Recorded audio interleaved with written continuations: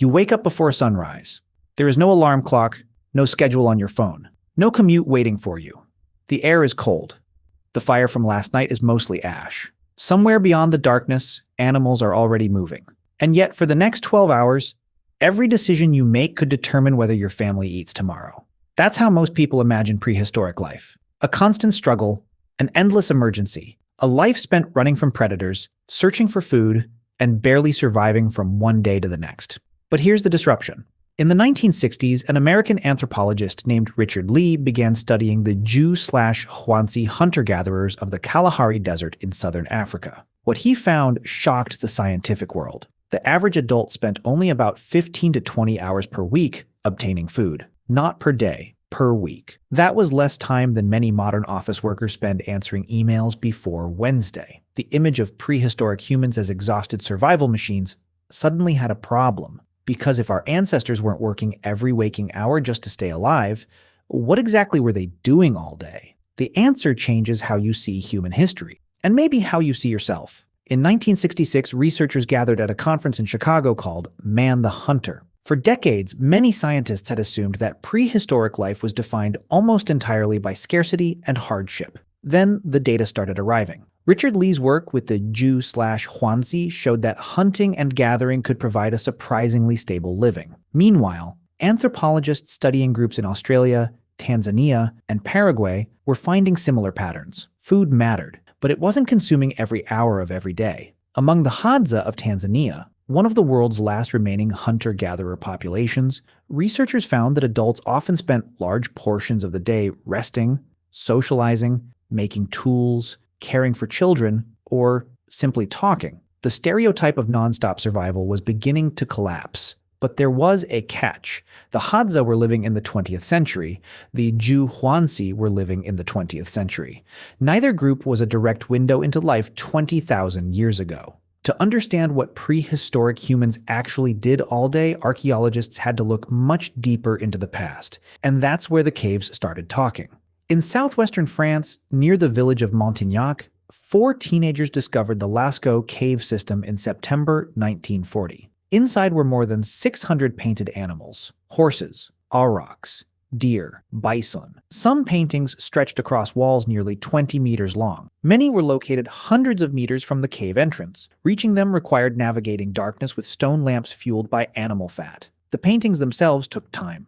A lot of time. Pigments had to be collected. Tools had to be prepared. Surfaces had to be cleaned. Artists had to climb scaffolding or reach difficult walls.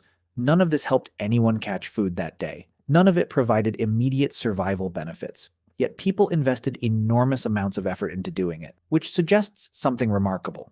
Once basic needs were met, prehistoric humans often spent time on activities that looked surprisingly familiar. Art, storytelling, symbolism, shared experiences. The cave walls of Europe weren't created by people who were too busy surviving to think.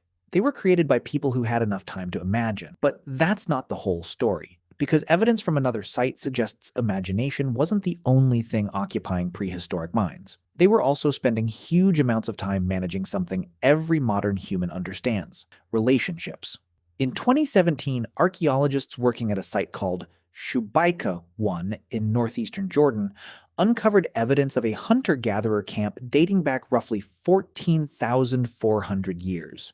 What they found wasn't a temporary stop. People returned there again and again, year after year, generation after generation. The site contained hearths, stone tools, animal bones, plant remains, and evidence of repeated occupation. This was not simply a place to eat, it was a place to gather, a place to meet, a place to maintain social bonds. And those bonds may have been among the most important survival tools prehistoric humans ever developed. Anthropologist Robin Dunbar has argued that humans can maintain roughly 150 stable social relationships at one time. This number, often called Dunbar's number, appears repeatedly across traditional societies. For prehistoric humans, those relationships were not optional. They were insurance. If your hunt failed, another family might share food. If you were injured, others could help care for you. If drought struck one region, distant allies might provide refuge. Maintaining those connections required time. Hours spent talking around fires. Hours spent exchanging stories. Hours spent visiting neighboring groups. Hours spent strengthening trust. To a modern observer, it might have looked unproductive, but for prehistoric humans, social maintenance was survival.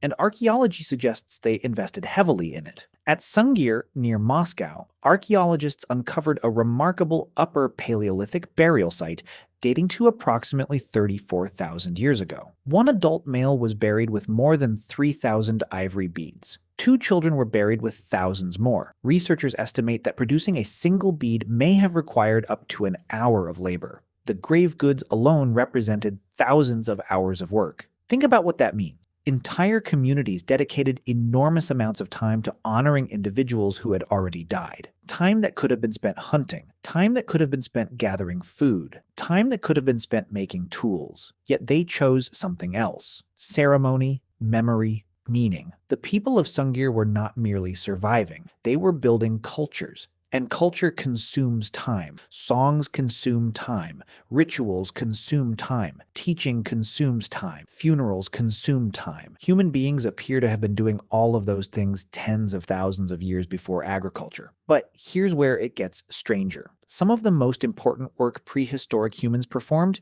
may not have looked like work at all, because children were constantly watching, and childhood itself was becoming one of humanity's greatest evolutionary advantages. At a site called Dolní Věstonice in the modern Czech Republic, archaeologists uncovered evidence of a settlement dating to roughly 27,000 years ago. The site contained hearths, shelters, tools, artwork, and some of the earliest known ceramic objects ever created. Among the discoveries were signs of specialized skills. Not everyone was doing the same thing. Some individuals appear to have focused on tool production, others on artistic work, others on hunting activities. Knowledge had to move between generations. A child wasn't born knowing how to identify edible plants. A child wasn't born knowing how to track an injured deer through a forest. A child wasn't born knowing how to shape a stone blade. Someone had to teach them, and teaching takes time. Modern humans have unusually long childhoods compared to almost every other mammal. Human brains continue developing for decades. That extended learning period allowed enormous amounts of knowledge to accumulate. Every evening spent explaining a hunting strategy, every afternoon spent demonstrating tool-making. Every story passed from one generation to another. Those hours became a storage system, not written in books, not stored on computers, stored inside human minds. But there was a problem. Knowledge disappears when people die, unless there is a way to preserve it. And prehistoric humans discovered a solution long before writing ever existed. Around 40,000 years ago, long before cities, governments, or written language, humans had already developed something extraordinary. Stories. Not stories as entertainment. Stories as technology. At Chauvet Cave in southern France, discovered in 1994, archaeologists found some of the oldest known figurative art in the world. Many paintings date to roughly 36,000 years ago. Lions chase prey, rhinos charge one another, horses run across cave walls. The images are dynamic, almost cinematic, but the paintings themselves may have been only part of the message. Anthropologists believe storytelling helped prehistoric humans transfer knowledge efficiently across generations. A hunting lesson could be remembered. A dangerous location could be remembered. A predator encounter could be remembered. A migration route could be remembered. Stories compressed experience into something portable, something that could survive the death of the person who first lived it. And unlike genes, stories could spread in a single evening. A child sitting beside a fire could inherit decades of experience without ever leaving camp. That ability changed everything, because it meant human knowledge no longer depended entirely on individual memory. It could become collective, accumulated, expanded, shared across generations. In a sense, every campfire became a library, but stories weren't the only thing filling prehistoric evenings. There was another activity happening almost constantly: planning. At Pinnacle Point in South Africa, archaeologists have uncovered evidence showing that humans were systematically harvesting marine resources roughly 164,000 years ago. That required timing. Tides had to be predicted, resources had to be located, journeys had to be organized, people had to coordinate their actions. This kind of future planning is rare in the animal kingdom. Most species respond to immediate conditions. Humans learned to prepare for conditions that hadn't happened yet. A hunt next week, a migration next month, a winter 6 months away. And that may be the answer to the original question. What did ancient humans actually do all day? Some hunted, some gathered, some made tools. Some repaired shelters, Some cared for children, some treated injuries, some prepared food, some maintained relationships, some created art, some told stories, some planned for futures they would never personally see. The archaeological record repeatedly points to the same conclusion. Prehistoric humans were not spending every waking moment escaping death. In many ways, they were already doing something recognizably human. They were investing time into other people, into ideas, into knowledge, into culture, into the future. The stereotype of prehistoric life imagines humans trapped in a permanent survival crisis. But the evidence from Lascaux, Sungir, Shubayqa 1, Dolní Věstonice, Chauvet Cave, and Pinnacle Point suggests something different. Survival was important. It always was. But survival wasn't the whole day. Not even close. The reason humans eventually crossed continents, adapted to deserts, survived ice ages, and reached nearly every corner of Earth wasn't because they worked harder than every other species. It was because they spent enormous amounts of time doing things that didn't look immediately useful. Talking, teaching, remembering, imagining, planning, creating. For tens of thousands of years, those activities quietly accumulate, generation after generation, until they became the invisible foundation beneath everything humans would eventually build. When you spend an evening telling stories, teaching a child, making art, talking with friends, or imagining a future that doesn't exist yet, you are not doing something that separates you from prehistoric humans. You are doing something they spent their lives doing too. The difference is not that ancient humans were less human than we are. The difference is that the cave walls, hearths, burials, and campsites scattered across the world suggest they may have already been human in almost every way that matters.